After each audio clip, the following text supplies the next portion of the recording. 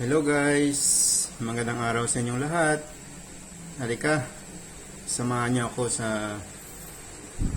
ako at magintuan tayo tungkol sa mga challenges at na hinaharap ng mga Pilipinong marino sa barko.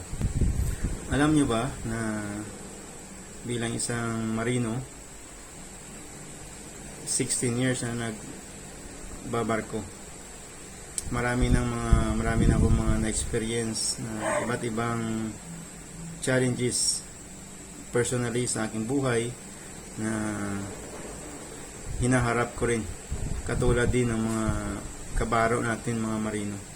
So may ilang na mga Pilipinong marino. Isa na dyan ay ang sobrang haba ng trabaho. Personally ay na-encounter ko yan sa pagbabarko. Hindi mo talaga maiwasan na magtrabaho ng sobrang haba. Experience ko na magtrabaho ng more than sobra-sobra sa kontrata na nakasaad sa kontrata.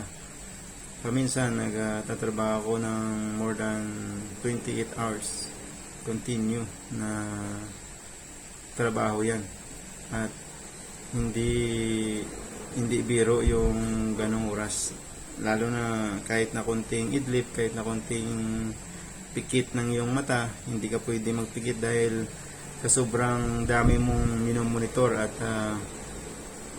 makasabi ka na paminsan na gusto mo na umuwi, pero dahil may pangarap ka, may gusto kang marating sa buhay, titiisin mo na lang hanggang sa matapos yung trabaho mo, siyempre.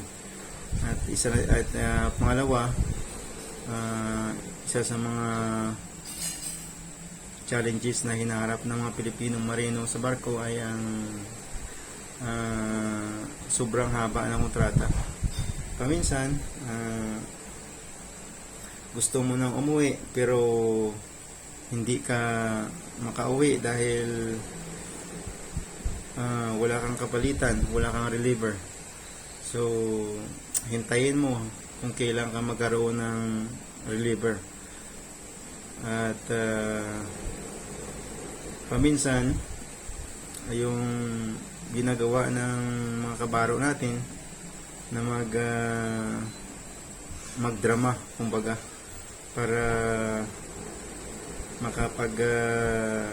makauwi ka agad, gumagawa ng mga istorya tungkol sa kanilang pamilya at emergency para mapauwi ng agad-agad kahit na walang reliever. So na hinaharap ng mga Pilipinong marino. At isa din sa mga hinaharap ng mga marino ay yung masyadong malayo tayo sa pamilya, OFW. Pag sinabi mong OFW, automatic yan. Malayo tayo sa pamilya, lahat ng magagandang mga events, mga special moments na gusto mong ma-attend, lalo na sa mga anak, lalo na sa inyong mag-asawa, hindi mo magawa dahil gustuhin mo man, malayo ka talaga. So pag tiisin mo na lang at ibigay mo na lang yung mahal sa buhay sa pamamagitan ng pera, para instead na yung presensya mo ay kumbaga matakpan yung absence mo sa kanila. Lastly, yung siguro isa sa mga challenges at lastly challenges din ng isang marino sa barko, walang shore leave or yung tinatawag na hindi ka makakalabas sa barko. Dahil paminsan, lalo na sa depende sa trading route ng isang barko. Mabilis yung biyahe at depende sa pag-tanker, ganyan, hindi kayo makadikit sa tabi at sigurado talaga na hindi kayo makaka-shore leave. At maraming mga kasabihan na ng mga dating mga gasgas na mga kasabihan, port report. So, ano yan, lumang kasabihan na yan. Ngayon, yung mga marino, hindi na ganyan tulad ng dating mga marino. Masyado ng malaki lang pagbabago ng mga marino ngayon, ng mga seaman, ng mga marunong na mag-save, marunong na mag-invest, hindi walda sa kanilang mga kinikita. Kaya bilang isang kabaro na matagal na rin na nagbabarko, isa sa mga payo ko sa inyo na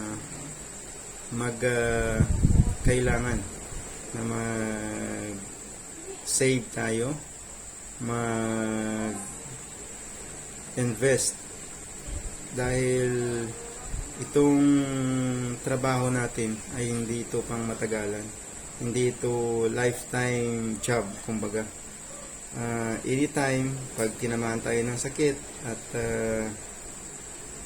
hindi na tayo pumasa sa medical, 100% talaga na hindi ka na rin tatanggapin sa inyong agency at ng kumpanya na pinagtatrabahuan mo. So, sayang lahat yung pinaghirapan mo sa ilang taon at sa isang saglit ay hindi ka na makakabalik sa barko. Yan, malamang lalong sasakit yung ulo mo dahil syempre habang nabubuhay ka, meron kang pangailangan at hindi mo na matustusan yung pangailangan ng personal na pangailangan mo at ng iyong pamilya. At dyan magkakaroon ng iba't iba na namang problema na kakarapin mo. So, ako sa inyo na mga marino na hindi pa umpisa pa lang, kailangan maging matalino tayo sa ating kinikita. At ito isa ito sa mga steps na ginawa ko para mahasa yung aking skills. Nag-enroll ako habang ako'y nakabakasyon, nag-enroll ako sa program ni Kasosyong Arben na Kasosyo Malupit Content Creation. At isa ito sa paghahanda sa aking future na kung sakali na hindi na ako magbarko at hindi na ako magsasakay ulit, ay at least meron akong skills na itinuro at nakuha ko sa dito, natutunan ko sa ganitong programa. So, laking tulong din ito ang isang sa aking business na pinapagawa ngayon. Malaking tulong din ito dahil ito'y magagamit ko rin para ma-promote at ma-market ng maayos yung aking negosyo na pinapagawa sa ngayon.